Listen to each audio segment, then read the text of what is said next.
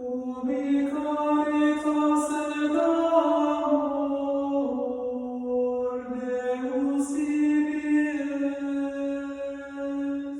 Chers amis, après avoir médité l'amour de Dieu dans l'Évangile selon saint Jean, nous allons contempler pendant quelques jours ce secret de l'amour divin dans la première épître du disciple bien-aimé. Et voici par quoi nous savons que nous le connaissons, si nous observons ses commandements. Celui qui dit « je le connais » et qui n'observe pas ses commandements est un menteur, et la vérité n'est pas en lui. Mais celui qui garde sa parole, en celui-là l'amour de Dieu est vraiment accompli. Celui qui garde sa parole, en celui-là l'amour de Dieu est vraiment accompli. C'est cette phrase-là que je vous propose de méditer aujourd'hui. Mais avant toute chose, considérons la fin de l'homme. Considérons notre vocation. Nous sommes appelés à la béatitude, à la vie éternelle, à la sainteté. Mais blessés par le péché, nous avons besoin du salut. Le salut nous parvient dans le Christ, par la loi, les commandements qui nous dirigent, et par la grâce qui nous soutient.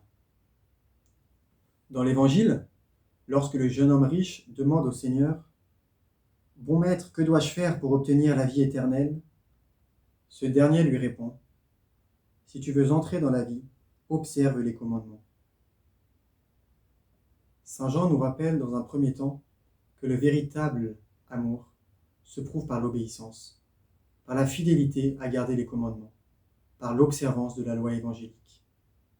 Et toute la loi évangélique tient dans le commandement nouveau de Jésus « Aimez-vous les uns les autres comme je vous ai aimés. » Mais Saint Jean ne dit pas seulement de garder les commandements, il va encore plus loin. Celui qui garde sa parole, en celui-là l'amour de Dieu est vraiment accompli. Garder sa parole, vivre de la parole de Dieu, c'est vivre du Verbe. Et le Verbe est une personne. Garder la parole, ce n'est pas seulement obéir à des commandements, à une loi écrite, c'est vivre de Dieu. Plus nous sommes imprégnés de la parole de Dieu, plus nous vivons de son amour. Et lorsque l'on ouvre les évangiles, on touche à une présence personnelle, à une présence absolue, à la présence du Verbe éternel. Et le Verbe s'est fait chair, et il a habité parmi nous. Le Fils unique est venu pour rendre présent dans le monde l'amour du Père. La charité n'est pas un amour humain. La charité est une participation à l'amour de Dieu. Ainsi, avoir la charité, c'est d'abord la recevoir.